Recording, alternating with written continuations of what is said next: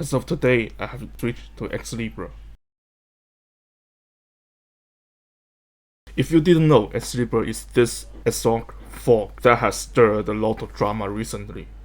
And of course, both sides of the drama is filled with people who claim that they want to actually discuss the technology instead of stirring the drama. So let's talk about the technology. I'm here running RTX readings. As you can see from this fast fetch result, from the log of the X server, you can see that this is really xlibre. The OBS works fine, everything works fine, except for the few problems that I will show you later. So the problem I'm going to show you is, first of all, this laptop is a Lenovo ThinkPad X1 Yoga 6th Gen. It comes with a touchscreen and this pressure sensitive pen that you will see to be used alongside with vacuum drying tablets.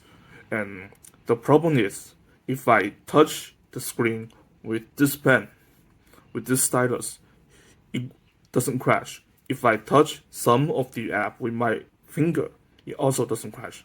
But if I touch some other app with this one, oh, okay, it doesn't crash either. But if I touch them while the pen is not used and with my finger, it crashes. That's the only problem I have seen about xlibre that doesn't appear in xorg.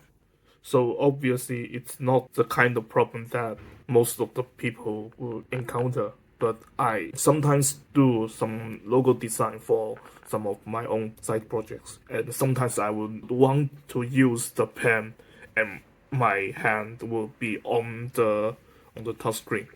So that might present itself as a problem. So let's see if this will get fixed in future version of xlibre. My verdict is that if you are using xorg up to this point, I see no problem of switching from the xorg server to xlibre. Well, so that's the technology part done. We will now proceed into discussing the drama. So first of all, obviously I'm going to save the elephant in the room to the last. Before that, I would like to discuss about how we should approach the existence of xlibre. One of the things that bothers me the most is that to this situation, if we think using our brain, even if just a little bit, we can have a lot of questions to ask. Is xorg dead or not? If it is dead, then why is it such a big problem if we fork it? People have been saying that the one behind xlibre is a bad programmer. His code sucks and he has all kinds of issues, political or otherwise. If we can make the conclusion that it is because he has skill issue that xlibre would die eventually. If xlibre and xorg would die eventually, why is this such a big problem that they exist? Especially when you consider that everyone was told to switch to Wayland. In this kind of situation, what is a deprecated protocol is going to do to you? People say we should switch to Wayland because it has all the shiny new things. But why is adding those new shiny things into xorg not an option? It's not like people didn't add anything new to xorg ever since the day it was forked from S386. And if you conduct yourself, if you present yourself in such a way that the existence of such an irrelevant software is going to bring you a lot of dismay, then people are going to have different thoughts. People are going to start conspiracy theory. It is exactly because of you who do things in this exact way that people are going to ask questions. But of course, those people wouldn't understand what I'm saying. If they truly understand, they wouldn't do any of those. I mean, what happened in the last few weeks are absolutely insane. Like, even if you are able to justify the ban of the author of xlibre on free desktop GitLab, you can't, by the way, because it is obviously an abuse of power. Even if you can justify that, all the things that happens later, it's just utterly ridiculous. Calling other people who has a different opinion than you as fascist maggots.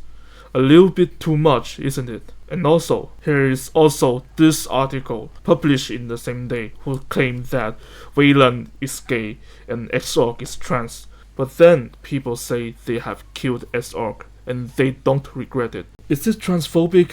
I don't really know. Obviously, I should also point out that it was not the official known blog, because there are a lot of blogs on the blogs.gnome.org domain. This is only one of those. But the domain isn't for anyone either. It is reserved for the contributors. And the blog, it was on that website as the first item. So you can pretty much imagine how the common consensus about this thing is. But enough about that. Let's talk about the elephant.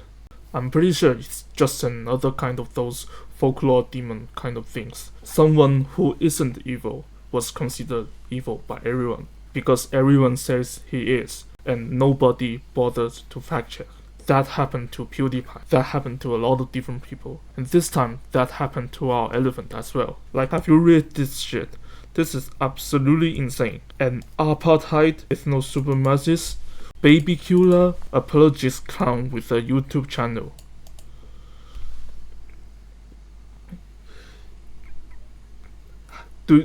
Have you realized? Do you know that just because you are saying those things doesn't mean they are real? I need to repeat that because people need to listen. Just because you are saying those things doesn't mean they are real. Do these people know the concept of having enough? It's not bigotry. It's a natural response to everything that has happened in the last 10 years. It is a natural response to people who are relentlessly doing this kind of things in the last 10 years. Xlibre or any other project that willingly excludes people. Well, I suppose this part of the Xlibre readme about how anyone who's interested in bringing S forward is welcome is fake then.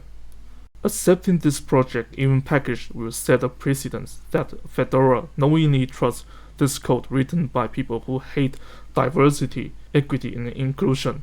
In my eyes, this goes completely against the Fedora, DEI, and other similar movements.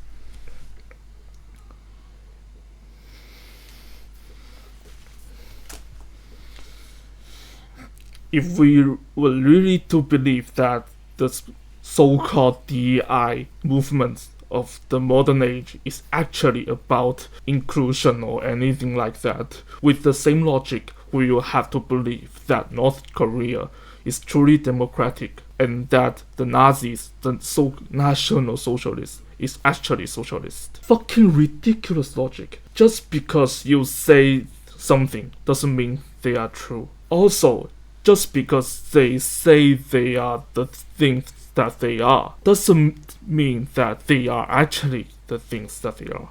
Really, when you read things like this, it really makes you wonder that does these people even think? Do they even have a working brain?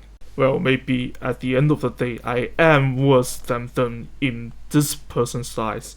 Because despite I'm not really for apartheid, I'm not really an ethno-supremacist, I'm not really a so-called baby killer apologist clown, but I do have a YouTube channel. That's it. That's all I want to say.